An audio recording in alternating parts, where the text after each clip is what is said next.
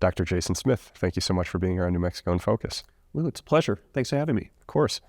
Now, these days, most people, when they think about Labor Day, they think about cookouts, barbecues, but I wanted to start this conversation with how this holiday began. Can you take us back to that first Labor Day in the late 1800s? What was the larger labor movement able to accomplish at that time, culminating with the creation of Labor Day? Wow. So if we look back at the late 1800s, the first Labor Day as a federal holiday is in 1894, but we should think of this world as a world of transition, of turmoil, of the rise of industrial capitalism. There's great waves of urbanization, immigration, a great kind of churning. The economist Joseph Schumpeter defined capitalism as a perennial gale of creative destruction, ceaselessly churning from within, almost a biological understanding of this incessant creative destruction. And what we see with organized labor and with working people is they're trying to find a foothold in a rapidly transforming society. At this point, there aren't federal laws about worker safety. Unions are trying to bargain collectively with employers. Employers, think of Standard Oil, think of U.S. Steel, command monopoly power in the marketplace. So this is a really turbulent time, and it's a time filled with great violence in the streets. Strikes are crushed by companies with private detective forces, the Pinkertons. The state National Guard is called out to crush strikes. This kind of labor question, as reformers called it, was top of mind for so many people, reformers, politicians, labor leaders, business leaders. How can we calm this violence? And the notion of having a workers' holiday, a holiday to commemorate and recognize organized labor, this becomes a talking point for organized labor in the 1880s. It becomes a federal holiday in 1894. And it's an interesting accident of the calendar, and by accident I mean not an accident of the calendar, that Labor Day is not May 1st, the International Day for recognizing worker movement across the world, often characterized by violence and turmoil and strife. It's a kind of way, an attempt to de-radicalize a holiday associated often with radical anarchist tendencies. Okay. At that time, what type of work did the labor movement represent, and who exactly were those workers? There's a range of answers to that. You had some labor unions, the Knights of Labor, most famously, that were very inclusive and tried to organize everyone, regardless of skill, regardless of race or ethnic difference, reaching across gender lines. You had also the American Federation of Labor looking to focus on organizing white men in skilled craft occupations, carpentry, bricklaying, the building trades. So you had a range of workers and labor organizations that were at work trying to organize people across different occupations. Okay. Now let's jump ahead 50 years to the New Deal. That helped pull the country out of the Great Depression, of course, in the mid-1930s. What was included in that series of programs and financial reforms, and what conditions were in place that made those changes necessary? Wow. So when we get to the 1930s, when we get to the Great Depression, I think the things to emphasize are the words great and depression. Unemployment is at all-time highs. Roughly 25% of the labor force, when Franklin Roosevelt takes office in 1933, about 25% of the labor force is out of work. Of those who could find work, a third could only find part-time employment. So massive unemployment and great worry about how can we stabilize the economy, how can we put people back to work.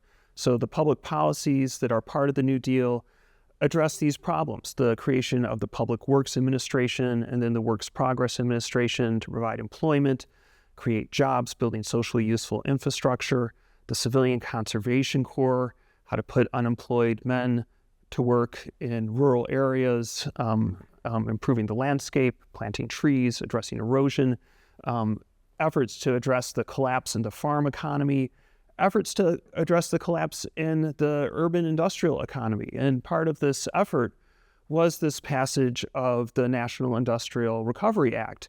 and it creates a National Recovery Administration designed to implement codes of competition where business and labor and government can work together to set hours and wages and prices.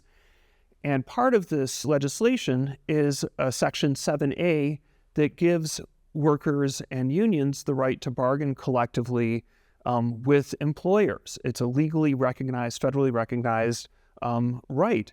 And the Supreme Court strikes down this legislation, this Title I of this legislation, and the Congress looks at this right to bargain collectively and passes it again in the National Labor Relations Act in 1935, commonly called the Wagner Act, after the senator from New York. And this gives working people and unions a kind of federal charter that they ran with. Franklin Roosevelt was not necessarily a huge fan of this measure, but it turned out to be incredibly popular with unions. Unions ran posters. The president, your president wants you to join a union. FDR didn't necessarily want people to join a union, but the labor movement really leaned on this. And we can see kind of great moments of labor victory in the 1930s. I mean, most notably in Flint, Michigan, the winter of 1936-37, what happens? The small United Auto Workers brings the largest corporation on the planet, General Motors, to the bargaining table by sitting in and occupying the production plants of General Motors in Flint. And this sit-down strike, again, the National Guard is called out by the governor of Michigan, Frank Murphy, a Democrat, but this time it keeps the peace and it keeps calm and stability, and the strike is ultimately settled successfully. General Motors comes to the bargaining table, signs a contract with the UAW, and this victory at Flint sets the stages for subsequent victories for the labor movement in the later 1930s and then the growth of organized labor during World War II. The violence I mentioned earlier in the late 19th century, we still see this and the threat of this in the 1930s. I mean, one of the key reasons that the UAW strikes General Motors and not Ford is that Ford was the largest private company owner of munitions and dynamite at this point. So it's always a pro move to strike the company with fewer guns. And so they went after General Motors. What do we see on Memorial Day in 1937 in Chicago? Steelworkers go on strike, and 50 of them are shot by the Chicago police. 10 die. The Memorial Day massacre, just later that year after the Flint sit-down strike is settled, reminds us that this threat of violence between labor and industry is still prevalent and still a big deal. Okay.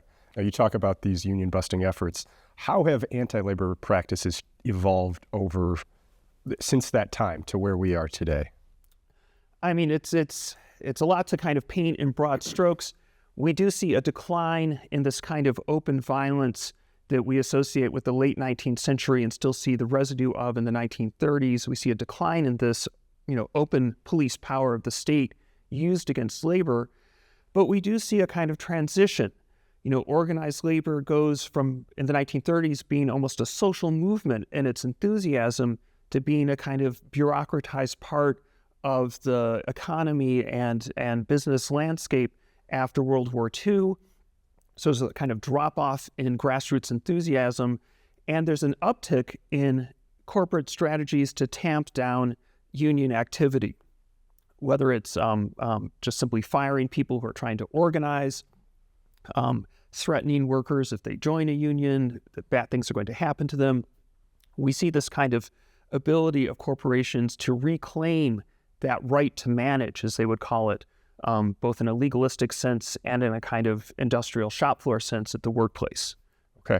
What about institutionally and governmentally, how the bargaining power of business versus the bargaining power of unions and pushing legislation and different policies that benefit one or the other? How has that changed in the last few decades? We've seen, if we're thinking about the federal government as a kind of player in this process, it's complicated. We've seen over time the government kind of cede control of this area and business kind of come in and fill this space.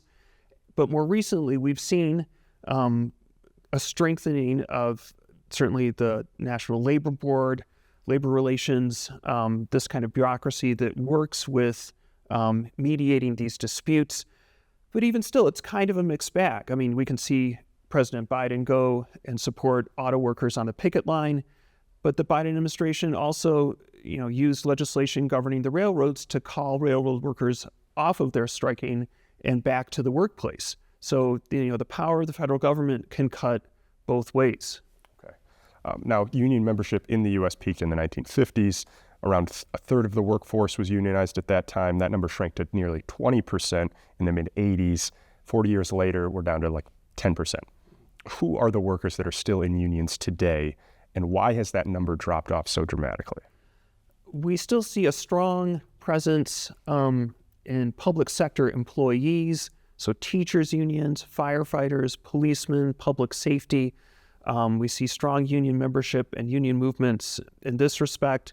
We've seen more recently in the news, unionization is a key factor for certainly UPS as a kind of parcel delivery service. Obviously, the Hollywood industries have strong unions in terms of the actors, the screenwriters, the Directors Guild, that kind of production side for Hollywood business. But what has happened, we've seen kind of larger trends in the economy coincide with broader trends in society and employment. We've seen companies actively work to drive down the union presence in the sectors they're operating in, and we've seen the difficulty that organized labor has had in responding. And part of this is a kind of, as a historian, I like to point to these longer run tendencies. The trajectory of the labor movement going from almost a social movement in the 1930s and over time becoming something that workers became a bit disconnected from in terms of who's representing me at the workplace.